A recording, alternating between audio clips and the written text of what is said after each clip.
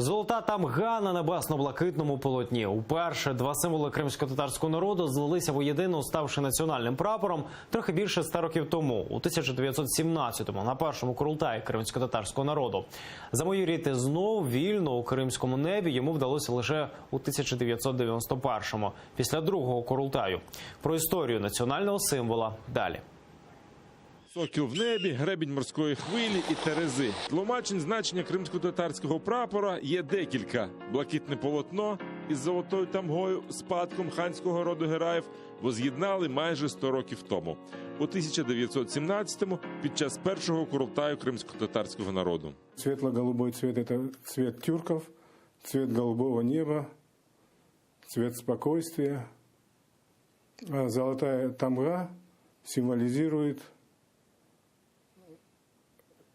весы и является знаком справедливости. На первом Курултае, где председателем крымско-татарского Курултая был Нуман Челебиджихан, он же был председателем сформированного на этом Курултае правительства, и там был утвержден этот флаг. Через 4 роки, у 21-му, радянська влада оголошує його національно-буржуазним, а у 44-му, після депортації, прапор забороняють взагалі.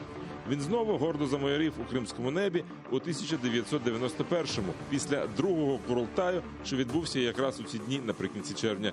Звідси і дата – 26 червня, відтоді День кримсько-татарського прапора. Коли через вже більше ніж 70 років, 73, здається, так, 73 роки ми спромоглися зібрати другий Курултай. Ми відновили кримсько-татарський національний прапор, який вже де-факто він використовувався на кримсько-татарському національному русі, оскільки перший день відновлення Курултаю відбувався 26 червня 1991 року, то ми і вважаємо, ми прийняли рішення, що це День кримсько-татарського національного прапора. У золотої тамгі на небесно-блакитному тлі вмістилася багатовікова історія кримських татар. Об'єднавши народ 100 років тому назад, прапор і зараз є символом самодостатньої та політично зрілої нації. Сьогодні, коли Крим вже 5-й рік під російською окупацією, саме під цим прапором йде боротьба разом з українським народом за цілісність країни.